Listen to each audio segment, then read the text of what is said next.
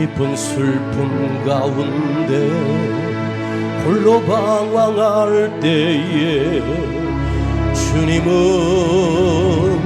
나를 위로하셨네.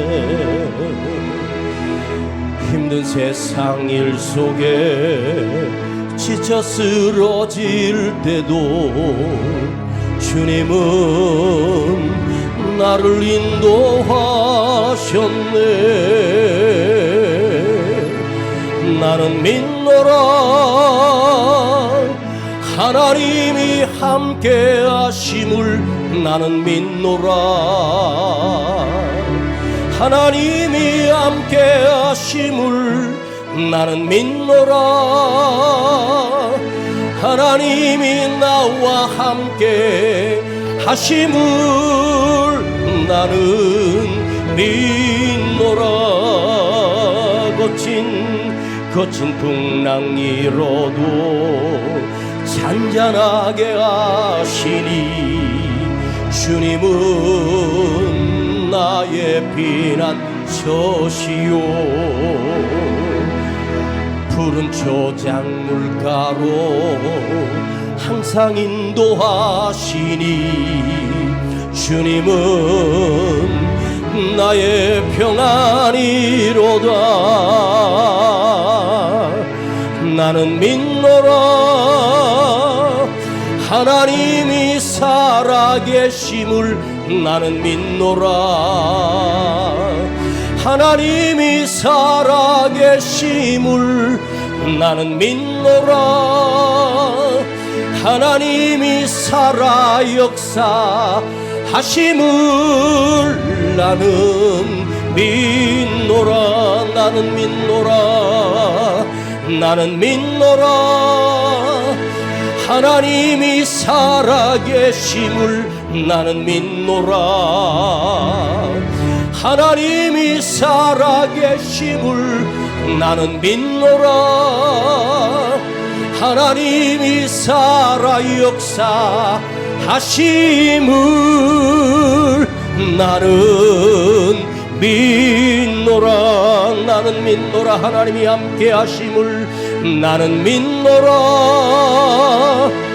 하나님이 함께 하심을. 나는 믿노라 하나님이 함께 하심을. 나는 믿노라 하나님이 나와 함께 하심을. 나는 믿노라. 한 번만 더. 나는 믿노라. 나는 믿노라 하나님이 함께 하심을. 나는 믿노라 하나님이 함께 하심을. 나는 믿노라 하나님이 나와 함께 하심을. 나는 믿노라. 나는 믿노라 하나님이 함께 하심을. 나는 믿노라 하나님이 함께 하심을. 나는 믿노라 하나님이 나와 함께 하심을. 나는 믿노라. 나는 믿노라 하나님이 남과 함께 하심을. 나는 믿노라 하나님이 함께 하심을. 나는 믿노라 하나님이 나와 함께 하심을. 나는 믿노라. 나는 믿노라 하나님이 살아계심을. 나는 믿노라 하나님이 살아계심을. 나는 믿노라 하나님이 살아 역사하심을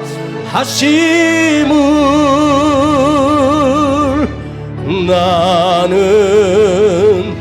믿노라.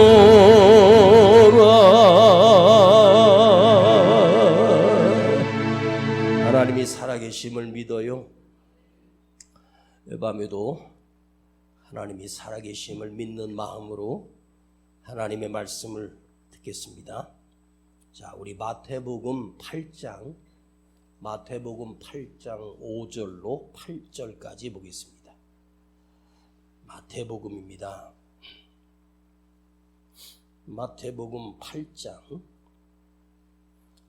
5절부터 8절까지입니다. 마태복음 8장 5절부터 8절까지.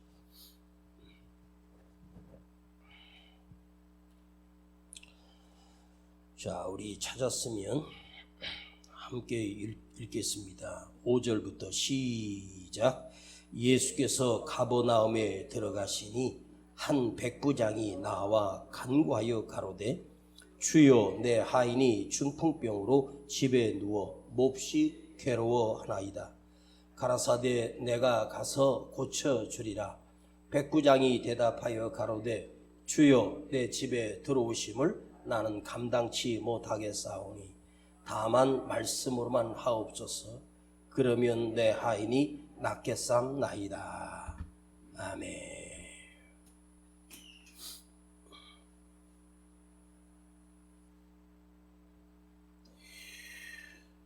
여러분, 혹시 큰 저수지나 강, 뚝에, 하구 쪽에 엄청나게 큰 물고기가 죽어서 하얀 배를 드러내고 그 물에 둥둥 떠 있는 것을 본 적이 있습니까?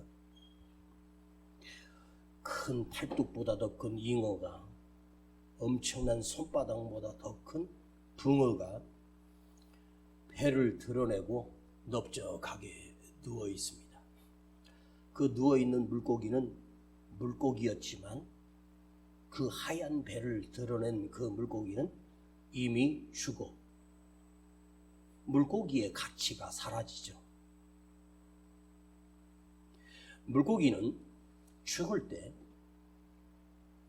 그 물속에서 그 속에 불에라고 하는 공기 주머니가 중심을 잡아요. 그래서 물고기가 배가 아래로 내려가고 등이 위로 올라가게. 그런데 죽으면 옆으로 누워버립니다. 왜 그럴까요? 중심을 잡을 수 있는 불에가 기능을 더 이상 유지할 수 없기 때문이죠. 그 물고기를 보면서 아하, 이거 죽었구나. 그런데 사람들이 아무리 큰 물고기라도 그 죽은 물고기를 건져내다가 익혀 먹거나 구워 먹는 법은 없습니다. 물결 따라 그 죽은 물고기들은 물결 따라 둥둥둥둥 떠내려가고, 그리고 물가로 깊은 곳에 있어야 할 물고기가 물가로 아주 낮은 물로, 왜 그 물고기가 하류나 그 저수지 끝자락으로 밀려왔을까요? 물결 따라온 거야. 물결 따라, 물결이 치는 대로 둥둥 떠서 낮은 곳으로, 때로는 물가로 그 큰 고기가 밖으로, 물 밖으로, 우리가 허리를 굽히기만 하면 그 죽은 물고기를 건져낼 수 있어요. 그러나 살아있는 물고기는 절대로 밖으로 나오거나 물가나 물 하둑으로 오지 않습니다. 깊은 곳에 있습니다. 크면 클수록 깊은 곳에 여유롭게 수영하고 헤엄치며, 또 물이 거칠게 쏟아내도 살아있는 물고기는 그 물을 거슬러 올라가요. 팔뚝만큼 긴 잉어가 죽었는데 물결 따라 흘러내려가. 그리고 손가락보다 더 작은 피레미도 살아있는 물고기는 물결을 헤쳐 거슬러 올라갑니다. 왜 그럴까요? 살아있기 때문이에요. 죽은 건 그냥 떠내려가는 거예요. 사자가 아무리 대단해도 사자는 아무도 없는 곳에 가서 조용히 죽어요. 그런데 납작하게 엎드려 늙은 사자가 아직 숨을 거두기 전에 이제 죽어가고 있는 중인데 하이에나 떼가 냄새를 맡고 그 사자를 물어뜯어 산채로 그 배를 갉아먹는 그 동물의 세계의 화면을 본 적이 있어요. 아니, 하이에나가 사자에게 근접도 못하는 하이에나가 사자가 병들어 늙어서 누워서 이제 걸음도 더 이상 뛰지 못하 죽어가고 있는 사자는 하이에나가 물어뜯어도 저항할 수가 없는 거예요. 그 이유가 뭘까요? 죽었기 때문입니다. 살아있으면 물 위를 거슬러 올라가고 살아있는 사자에게 함부로 하이에나 떼가 덤비지 못합니다. 죽었기 때문입니다. 오늘 여러분의 믿음이 죽은 물고기가 아니고 죽은 사자가 아니고 살아있는 자가 되길 축복합니다. 살아있으면 물결 위를 거슬러 올라가고 살아있는 자는 그 누구도 덤비지 못합니다. 살아있는 물고기는 작은 송사리라도 그 엄청난 흘러내린 물을 따라 꼬리를 치며 올라갑니다. 사람의 믿음도, 우리 믿음의 사람들, 신앙의 사람들도 죽은 믿음은 세상에 따라 흘러가고 저 밑으로 떠내려가고 사람들이 누가 뭐라고 하면 그런가 보다. 그 죽은 신앙은, 죽은 믿음은 사람들이 하는 말이 중요해져. 누가 뭐라고 한대. 너 무슨 대책 있니? 너 뭐 보험 들어놨어? 노후 대책 세워놨어? 그 말에 귀에 거슬리는 거야. 내가 잘못 살았구나. 내 인생 이제 늙어 힘없는데 대책이 없구나. 뭐 하나 들어놓은 것도 없고 자식을 잘 키우는 것도 아닌데. 여러분 걱정하지 마세요. 여러분의 믿음이 살아있는 믿음이면 그대 환경이 아무리 절박해도 아무리 어려운 환경이 밀려와도 아무 상관없습니다. 살아있는 믿음만이 세상을 헤쳐 올라가고 사람들의 말이 아니라 하나님의 말씀만을 듣고 믿습니다. 그것이 바로 살아있는 믿음입니다. 오늘 유대 땅에 로마에서 파송된 백부장입니다. 제가 그 당시의 자료들을 한번 찾아봤더니 백부장은 100명의 군대를 다스리는 예하 부대에서 가장 실권이 강한 자가 백부장입니다. 100명의 군대로 말하면 중대장 정도 급입니다. 그런데 이 백부장이 자기들이 식민지를 삼고 있는 유대 땅에 배치돼서 그들의 반란과 소요가 일어나면 그걸 제압해야 되는, 그것이 최전선에서 싸우는 대장이 바로 백부장입니다. 그런데 이 백부장이 이스라엘 땅에 있는 이스라엘 백성들을 어떻게 여겼을까요? 그 백부장들은 이스라엘 사람들이 사람으로 보이는 것이 아니라 노예로 봅니다. 인간으로 보지 않습니다. 저것들 인간도 아니야. 그리고 유대인들 하나 죽인다고 해서, 백부장이 그 사람들 하나 죽였다고 해서 처벌이나 이런 게 없습니다. 백부장에겐 막강한 힘과 권력을 가지고 있습니다. 그 백부장, 이름도 나오지 않는 로마의 백부장이 무엇이 아쉬워 예수님께 나왔어. 무엇 때문에? 여기 이유는 나와요. 자기 하인이 중풍병으로 누워 죽어가고 있어요. 백부장 자기 집에 다스리는 하인들만 해도 당시에 로마인 한 사람이, 로마 시민권을 가진 한 사람이 부릴 수 있는 노예가 20명 정도 됩니다. 백부장 정도 되면은 자기 집에 살림을 꾸리는 노예들이 최소한도 40-50명 됩니다. 그러니까 그 노예들이 돈을 벌어오고 그걸 가지고 사는 거야. 농사를 하든 뭐를 하든 일을 다 하는 거예요. 당시에 로마인들에게 노예라고 하는 것은 그야말로 저 들에 뛰어다니는 당나귀만도 못한 게 인간의 목숨이었어. 그런데 자기 하인 하나가 병들어 죽어간다 해서 백부장이 무엇이 아쉬운 것이 있겠습니까? 자기 신분이 있는 사람이 유대인에 그것도 보잘것없는 예수라고 하는 자에게 나와 여기서 말씀만 하시면 내 집에 하인이 낫겠사옵나이다. 주님이 내 집에 오심을 감당할 수 없습니다. 그런데 오늘 우리가 묵상해 볼 첫 번째 말씀은 이 백부장이요 예수님께 나와 주님을 어떻게 부르고 있는가. 자, 2절을 보십시다. 아니 2절이 아니라 죄송합니다. 6절을 한번 보십시다. 가로되 주여 내 하인이 중풍병으로 집에 누워 몹시 괴로워하나이다.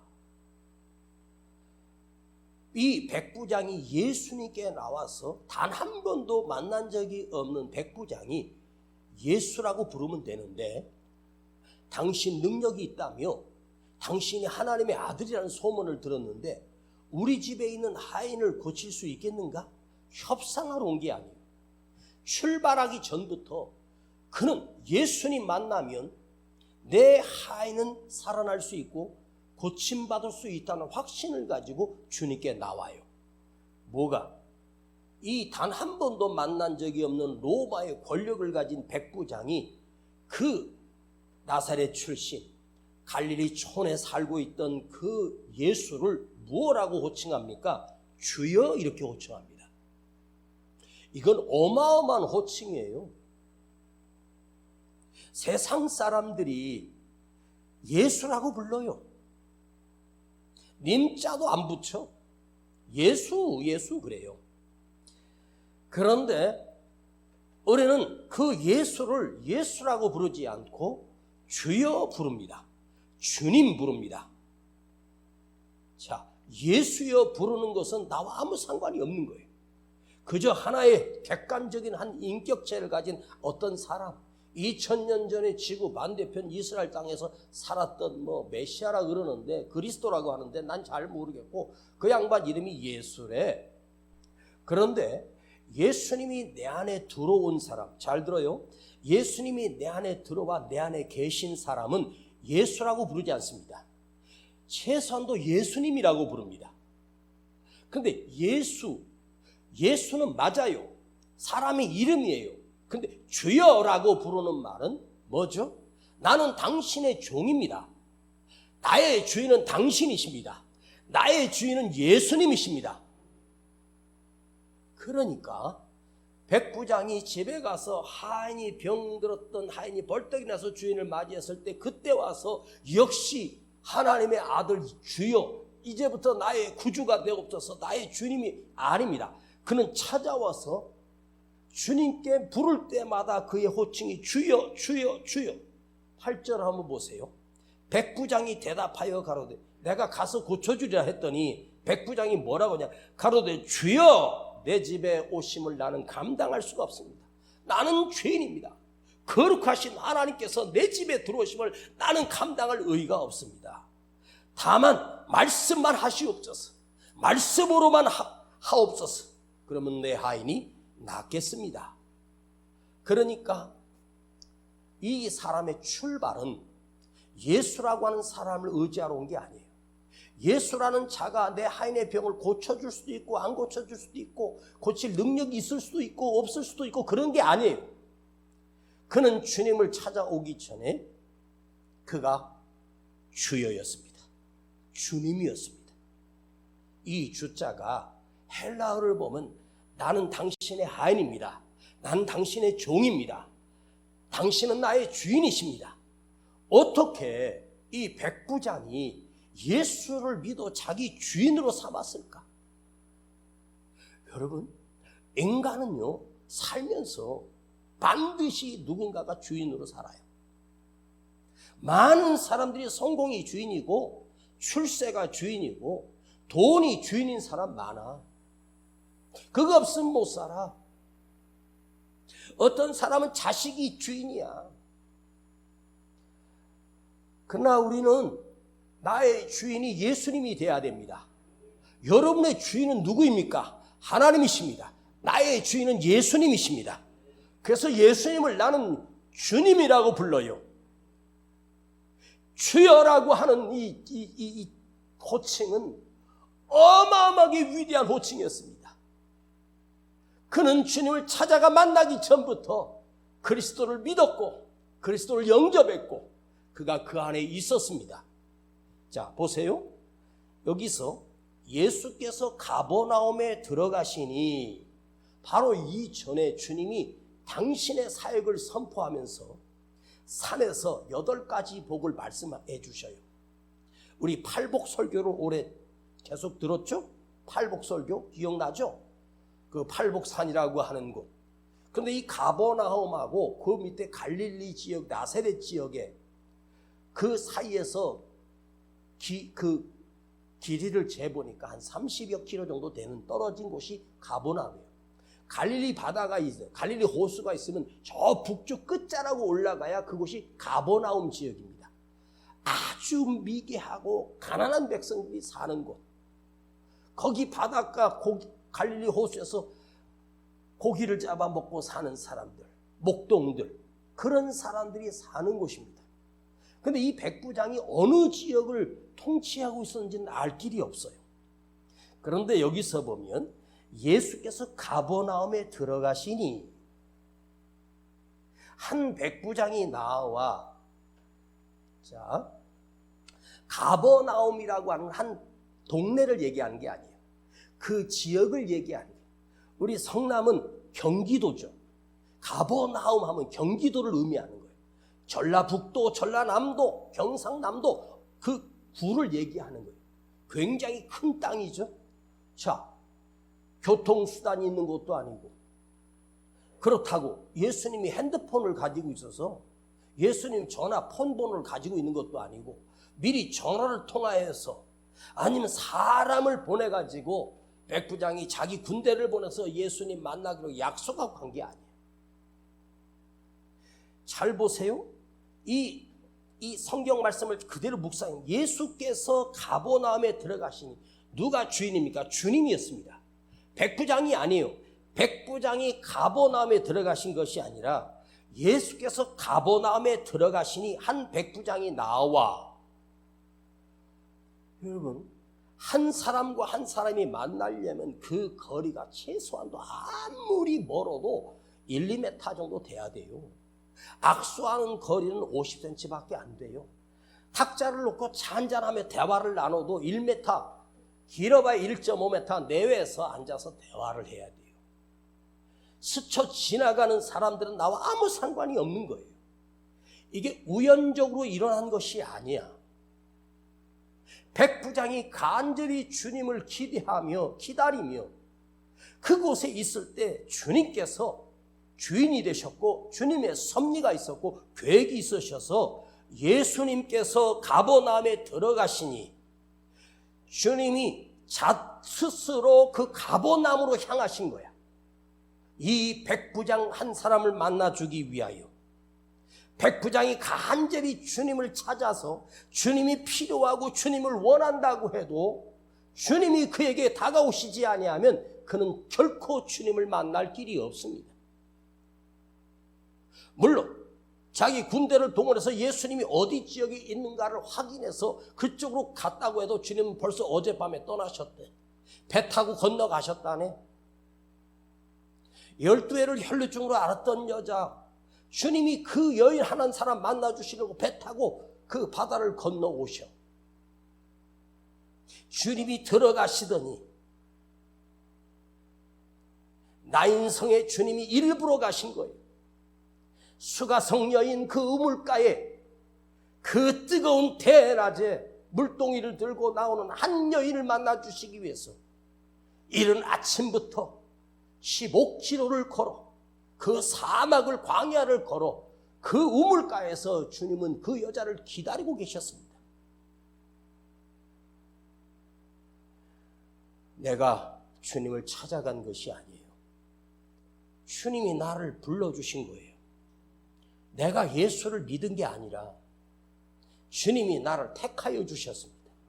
하나님의 자녀로 나를 택하여 주셨습니다. 그리고 오늘 이 말씀을 듣게 하시는 거예요. 자, 오늘 한번 묵상해 보려고 하는 것은 이 말씀입니다. 주여, 주님이 내 집에 들어오심을 나는 감당치 못하게 싸우니 다만 말씀으로만 하옵소서. 다만 오직 말씀만 하옵소서. 이 백부장이 어떻게 그런 위대한 믿음이 있었는지, 주님이 여기서 나에게 말씀만 하시면 내 집에 있는 하인이 나올 걸 나는 믿습니다. 와, 주님이 이만한 믿음을 그럼 다음에 하고, 다만 여기서 말씀으로만 하옵소서. 이걸 묵상해 보려고 해요.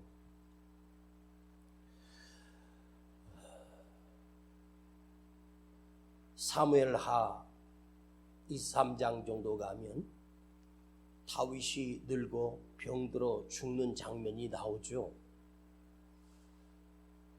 물론 성경에는 나오지 않습니다. 그런데 이스라엘 역사 중에서 흘러나오는 외경들인데 성경 안에 들어가지 못한 그런 외경들입니다. 누군가가 쓴 일기책들 같은 것이고, 이걸 가리켜서 유대인들의 전승이라고 해요. 전해 내려오는 기록들. 성경에 보면 다윗이 누워서 늙어 병들어 죽은 것으로 우리는 알고 있지만 그가 70에 죽습니다. 이스라엘을 40년을 다스리고요. 그런데 유대인의 전승에는 이런 기록들이 나와요. 이것이 정확한지 사실인지 아닌지는 알 길이 없지만 그 기록에 의하면 이렇게 나와요. 다윗이 늙어서 자기가 죽어간다는 걸 알아. 아, 내 생명이 다 했구나. 내가 얼마 살지 못하겠구나. 기력을 잃게 돼요. 그런데 다윗이 하나님 앞에 엎드려 계속해서 기도했답니다. 계속해서 하나님 앞에 기도하는데 다윗이 어리석은 기도를 해요. 아버지요, 내 죽을 날이 언제입니까? 내가 그 죽을 날을 알면 더 깨어 있을 수 있고 더 하나님의 말씀을 붙들 수 있기 때문이니 주여, 나의 죽는 날을 미리 알려주옵소서. 내가 그 날에 하나님께 가겠습니다. 이렇게 간절히 기도합니다. 오랫동안 기도하는데 하나님은 응답하시지 않아요. 하나님께서 여러분이 기도할 때 하나님 내 죽는 날 알려주세요 하면 하나님 절대로 안 알려줘요.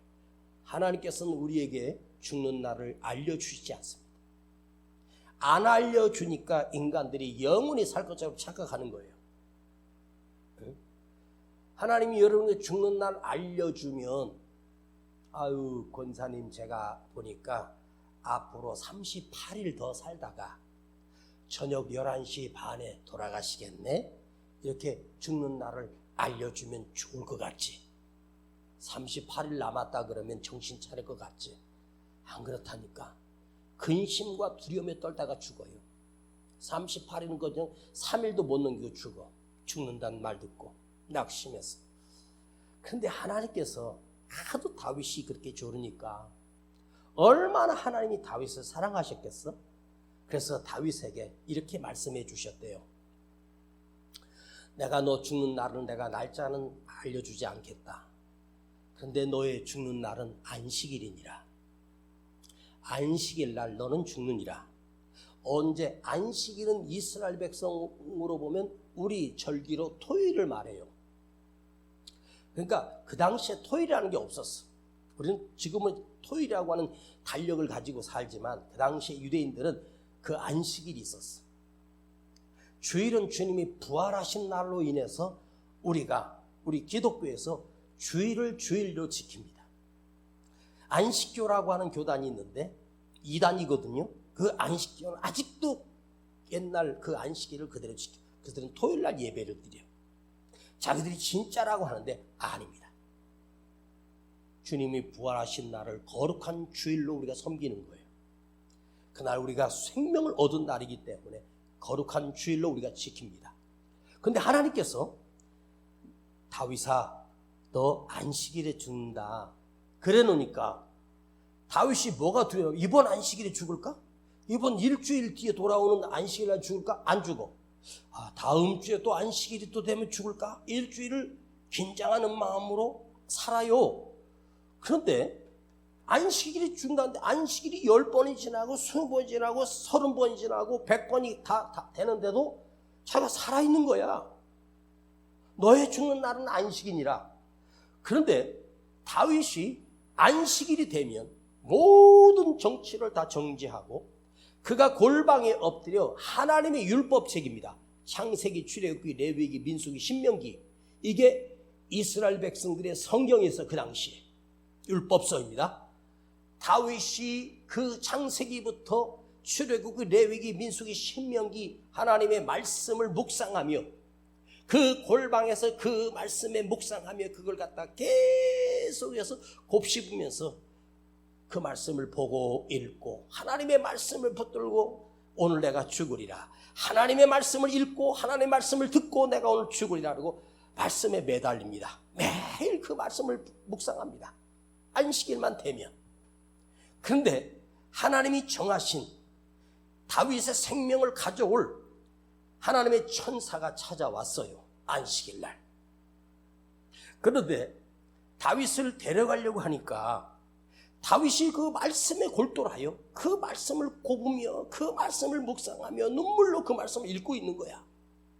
자, 탈무드에 나오는 얘기를 보면 이스라엘 백성들이 하나님의 백성들이 어떤 자이든지 하나님의 말씀을 묵상하는 자는 천사도 건드리지 못한다는 법이 있어. 천사가 접근할 수 없는 거야.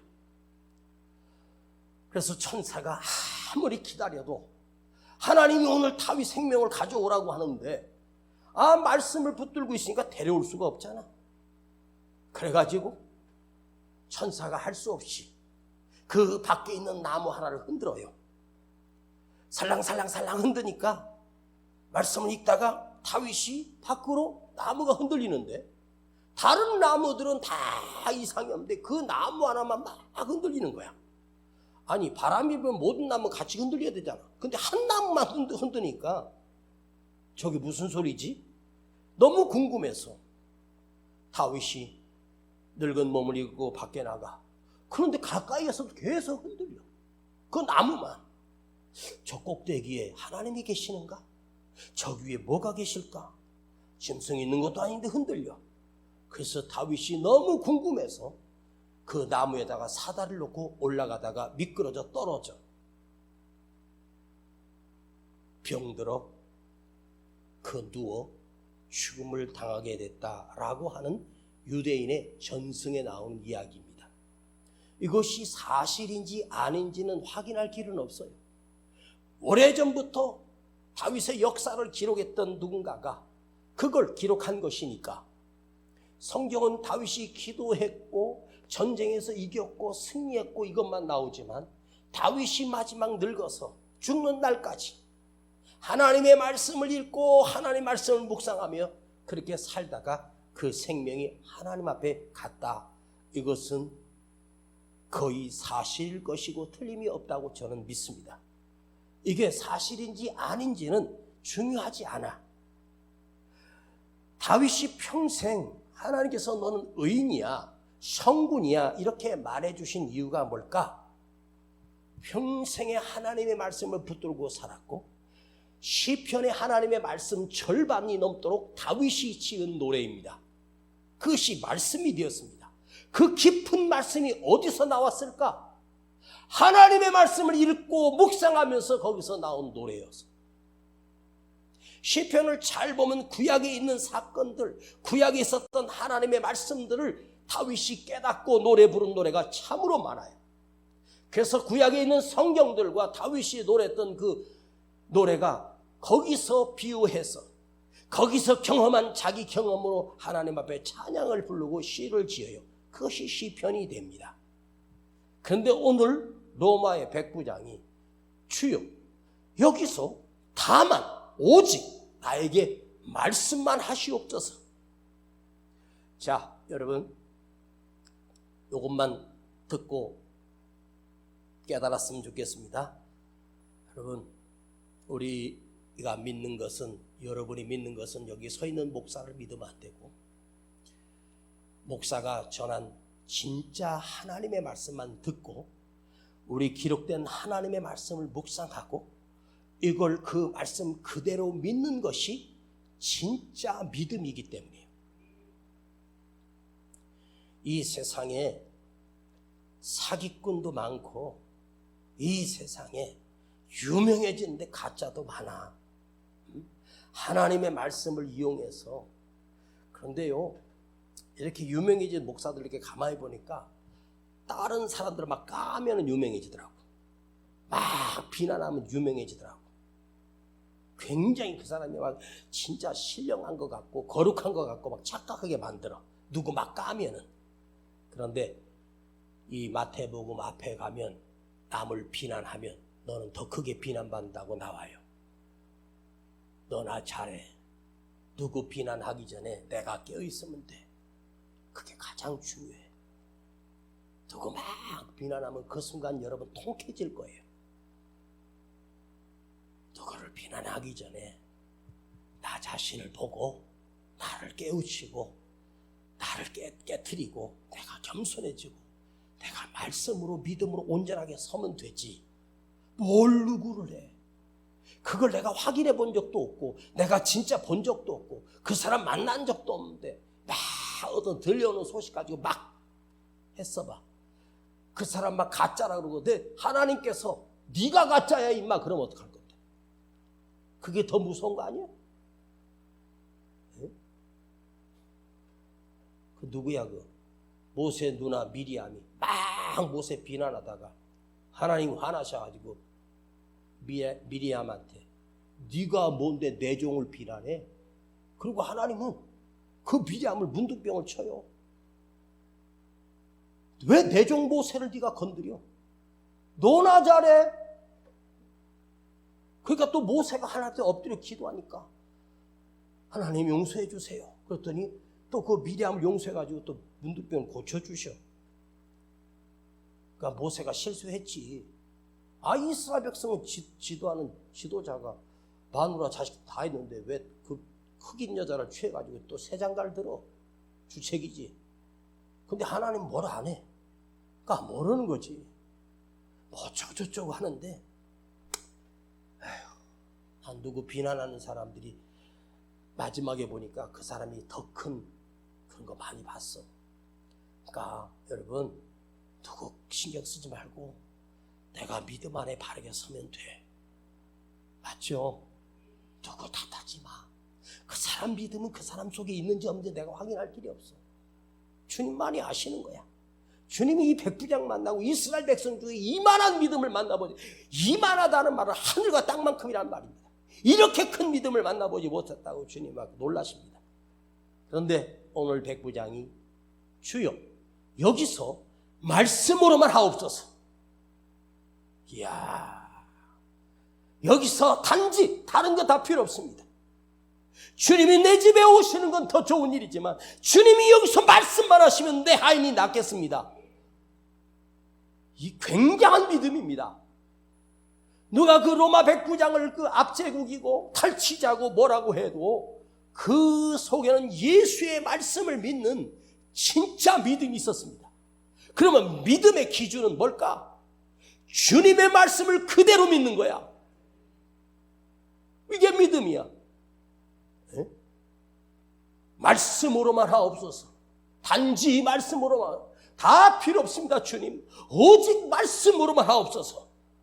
와, 이 백부장이 무엇을 알았을까? 그의 믿음은 주님의 말씀 안에 능력이 있음을, 주님이 말씀이 살아있어 역사하심을 이 백부장은 의심하지 않고 믿었습니다. 주여 여기서 말씀으로만 하옵소서. 나 주님을 모셔가지 못해도, 주님이 내 집에 오시지 못해도 주님이 내게 주신 말씀만 듣고 가겠습니다. 주님이 내게 하신 말씀만 내 가슴에 간직하고 살겠습니다. 이 백부장은 늙어 죽을 때까지 무엇으로 살았을까? 주님을 만났던 그 짤막한 순간 주님이 말씀만 하옵소서, 그 믿음으로 살지 않겠습니까? 다윗도 하나님의 말씀을 두려워하고 하나님 말씀만 붙들고 살았어. 여러분, 나 말씀만 듣고 갑니다. 여기 있는 서 있는 목사 볼 것도 없어. 오늘 무슨 옷을 입었네, 그게 중요한 게 아니야. 하나님의 말씀만 간직하고 가면 돼. 그 말씀이 내 안에 있으면 그 말씀이 내 길을 인도할 것이고 내 삶을 인도할 것이고 내 삶을 책임질 거야. 하나님의 말씀이. 그래서 하나님의 말씀이 얼마나 위대합니까? 예수를 믿는다는 것은, 믿음의 사람이라고 하는 것은 형식적인 예배 찬양하고 기도하고 그게 아니야. 하나님의 말씀이 여기 살아있어야 되는 거야. 내 안에 담겨져 있는 것이 하나님의 말씀이어야 돼. 세상의 말이 아닙니다. 사람들의 말이 아닙니다. 뉴스 아닙니다. 오직 내 가슴 안에 하나님의 말씀이 들어있어야 그게 진짜입니다. 여러분 삶 속에 오늘 이 백부장이 이 믿음처럼 말씀으로만 하옵소서. 여러분 수없이 예배에 나와 하나님의 말씀을 듣고 새겼습니다. 그 말씀 어디로 갔습니까? 다 사라지지 않았습니까? 위기만 만나고 어려움만 만나면 그 말씀이 작동을 안 해버립니다. 믿음이 아니지.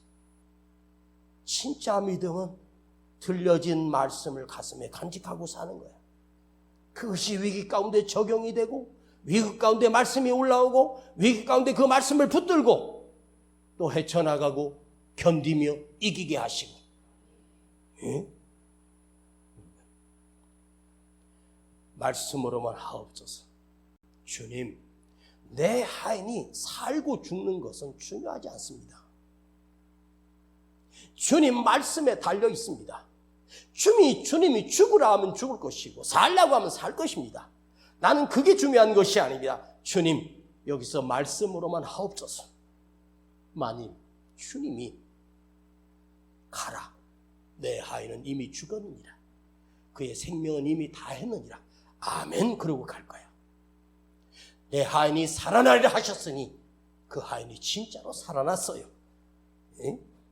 여러분, 말씀이 능력이고 말씀이 응답이고 말씀이 생명이고 말씀이 기적입니다.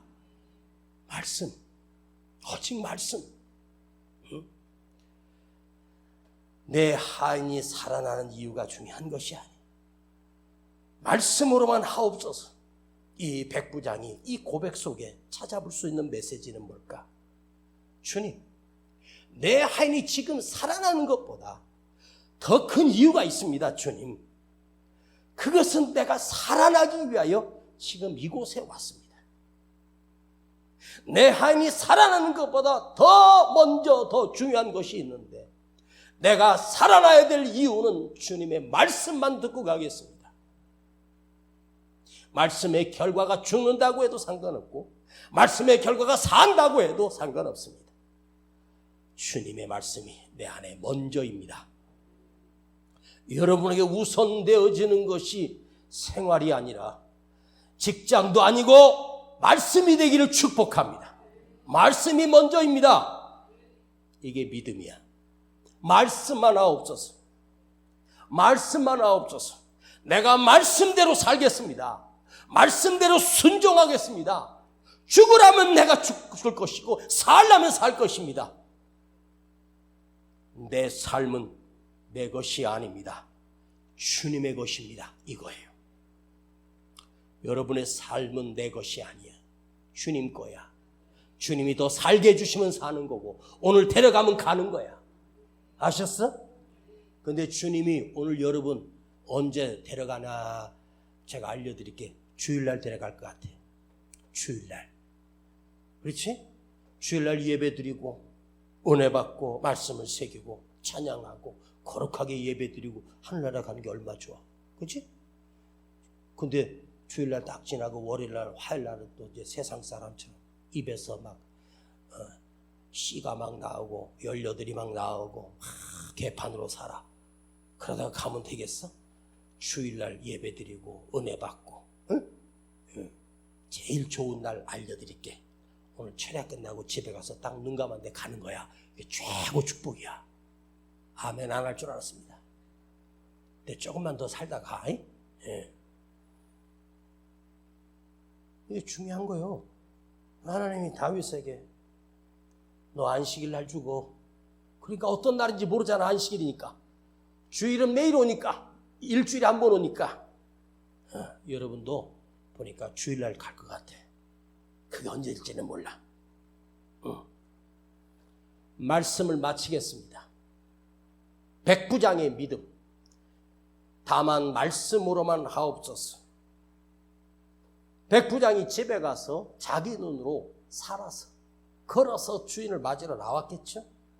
갔더니 그 시간에 여기서 말씀으로만 하옵소서. 가라 내 하인이 살았느니라.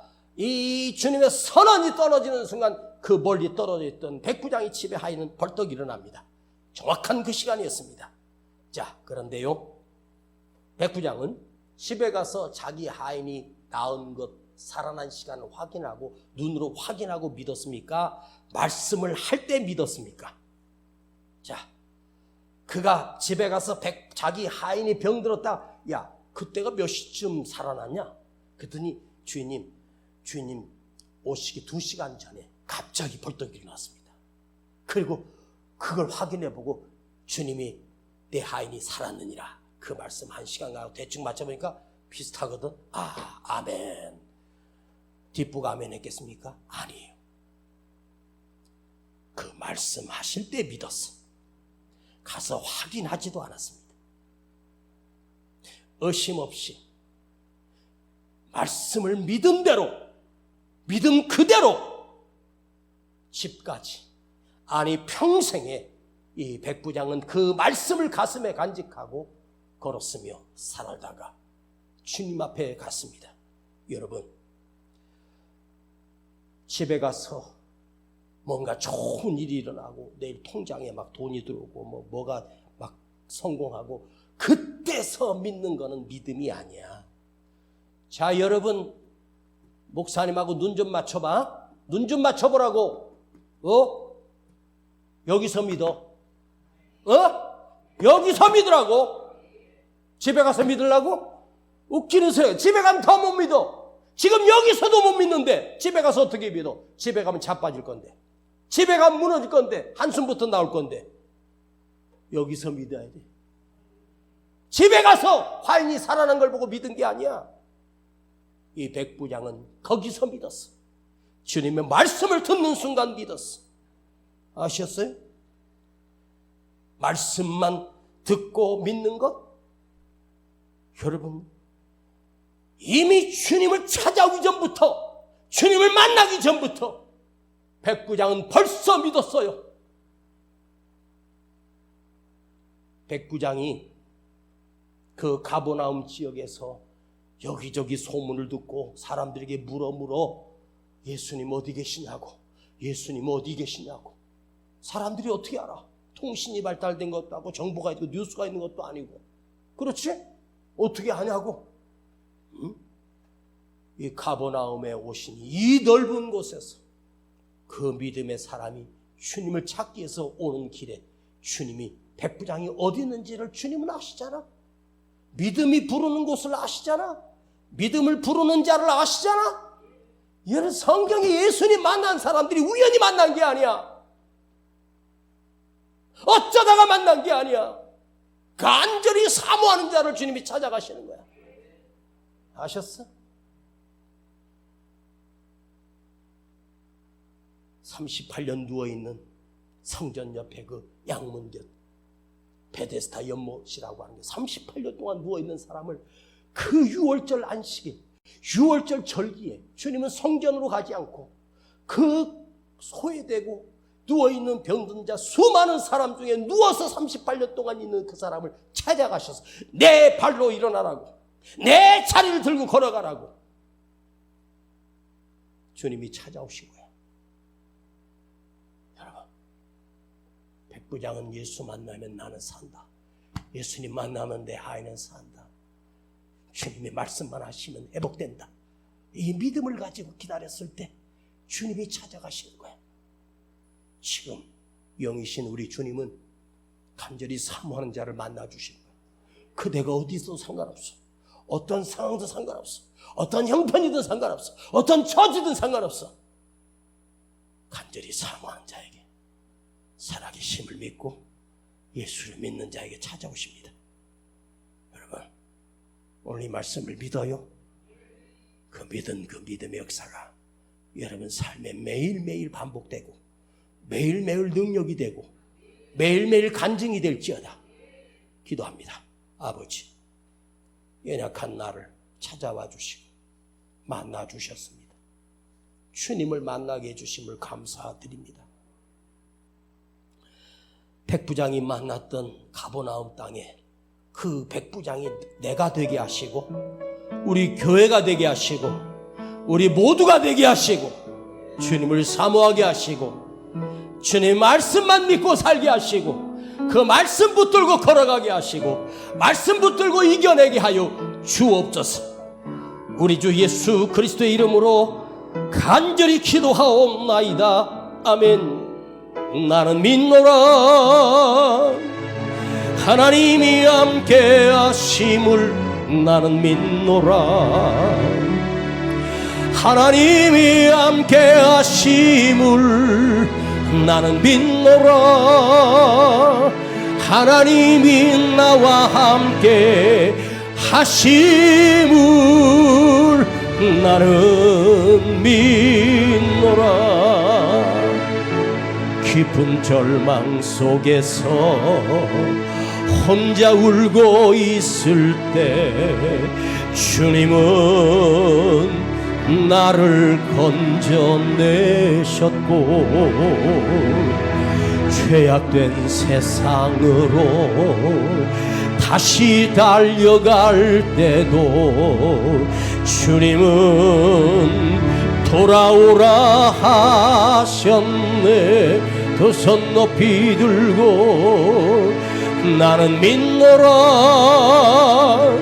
하나님이 함께 하심을 나는 믿노라. 하나님이 함께 하심을 나는 믿노라. 하나님이 나와 함께 하심을 나는 믿노라. 나는 믿노라. 나는 믿노라.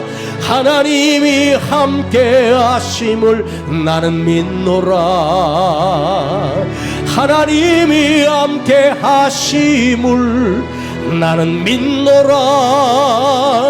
하나님이 나와 함께 하심을 나는 믿노라. 하나님이 살아계심을 나는 믿노라. 하나님이 살아계심을 나는 믿노라. 하나님이 살아계심을 나는 믿노라. 하나님이 살아 역사하심을 나는 믿노라. 세상 사람들은 안 믿어요. 절대로 안 믿어요. 죽어도 안 믿어요. 그러나 나는 믿어요. 나는 아버지 하나님을 믿어요. 나는 나의 주님을 믿어요. 그 말씀을 믿어요. 그 약속을 믿어요. 그 생명을 믿어요. 그 구원을 믿어요. 그 도우심을 믿어요. 그의 능력을 믿어요. 당신의 선하심을 나는 믿어요. 주여, 크게 부르고 기도합니다. 주여, 주여, 주여.